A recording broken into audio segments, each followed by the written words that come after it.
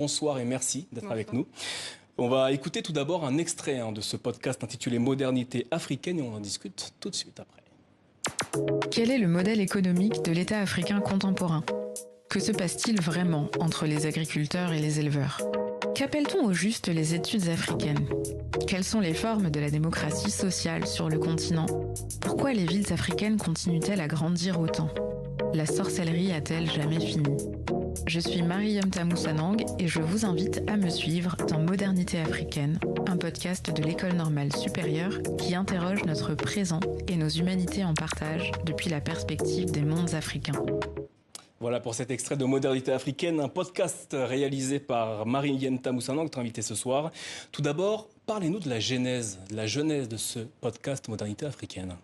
Alors, Modernité africaine, c'est un podcast de l'École normale supérieure. Donc, l'École normale m'a invitée à réaliser une série documentaire nourrie d'un grand colloque qui a eu lieu à la fin du mois de juin, au mois de juin 2022, et qui inaugurait un grand cycle de nouvelles études, du moins le lancement du programme Sud, qui est un nouveau programme qui fait de la place aux humanités globales et qui notamment accueille le professeur Souleymane Bachir Diagne dans les murs de l'école ce semestre-ci. Donc c'était une manière d'inaugurer un peu ce cycle. Alors justement, comment est-ce que vous avez procédé pour la création de ce podcast ?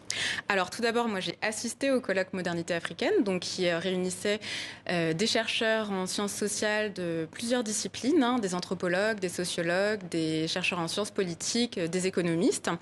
J'ai suivi toutes les tables rondes pendant 3 jours et puis j'ai vraiment une carte blanche pour aller à la rencontre de celles et ceux dont les travaux m'intéressaient et dont les travaux répondaient ou du moins abordaient des questions qui nous touchent, qui nous concernent toutes et tous, de près ou de loin, et que j'ai parfois pu frôler dans le cadre de mon podcast Afrotopique.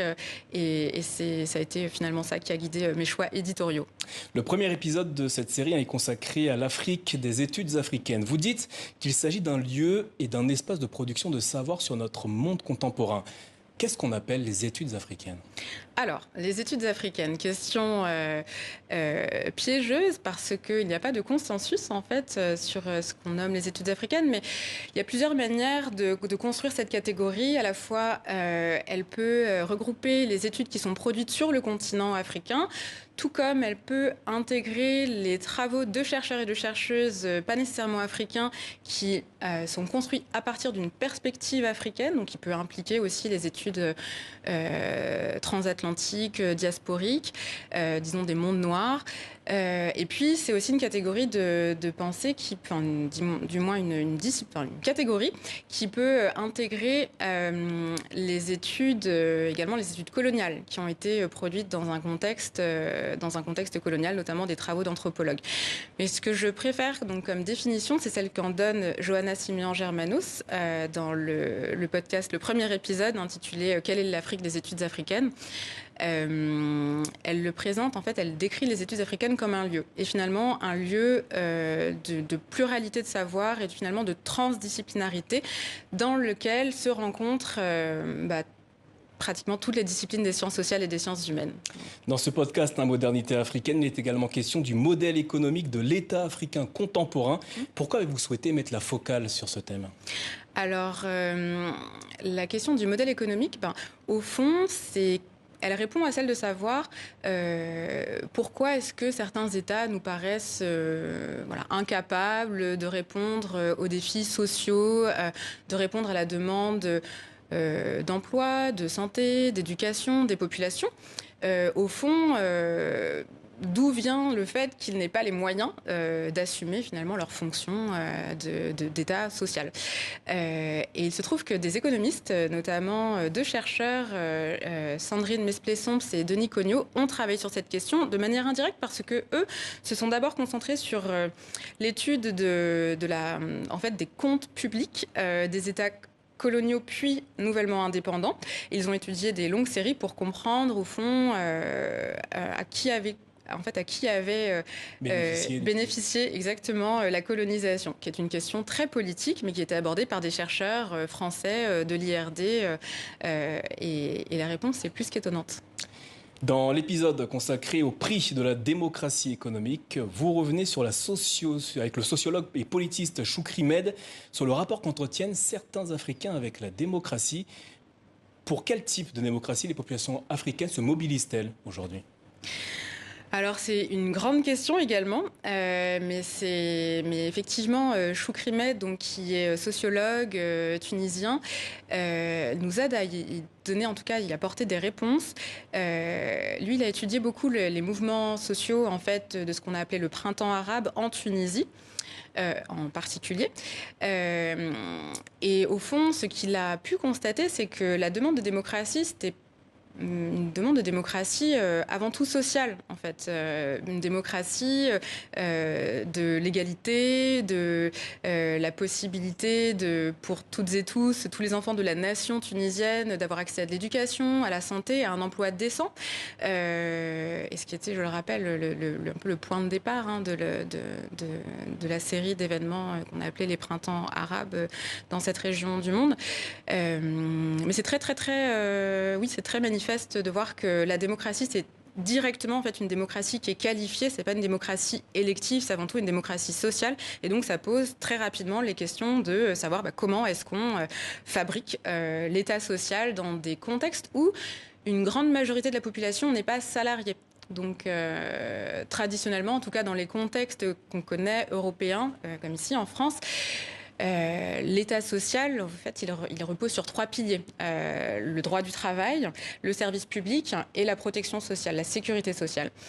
Et dans des contextes dans lesquels la population n'est pas salariée, dans lesquels, en fait, les infrastructures sociales ne sont pas alimentées par ces cotisations et toute cette architecture institutionnelle, la question, elle se pose différemment. Et c'est ce à quoi nous aide ce que nous aide à comprendre Choukri Med et Vincent Bonnecasse, qui sont les 2 chercheurs de cet épisode. Autre sujet que vous abordez dans Modernité africaine, les conflits contemporains autour de l'accès aux terres.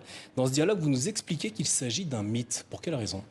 Alors, c'est pas moi qui explique qu'il s'agit d'un mythe. C'est d'abord la la géographe Charline Ranger, qui est géographe au GRET, qui a étudié différents contextes contemporains, notamment le bassin du lac Tchad et le Nigeria, et qui a conduit des recherches et des travaux qui montrent que, au fond, la conflictualité qui peut apparaître et qui est dans l'actualité souvent simplifiée, ou bien dans la manière dont les choses sont présentées dans les médias comme un conflit qui oppose les agriculteurs et les éleveurs, en réalité, la conflictualité qui existe, elle est beaucoup plus politique et elle est beaucoup plus liée à des enjeux économiques, parce que l'accès à la terre, ça n'est pas... disons que l'accès à la terre, c'est une question très très politique en fait dans des contextes ruraux. C'est l'accès au fond, à des moyens de production, à une ressource principale. Et ça s'inscrit dans d'autres jeux qui sont beaucoup plus complexes et beaucoup plus longs, qui remontent à la période de la colonisation et de la décolonisation, et des accès différenciés qui ont été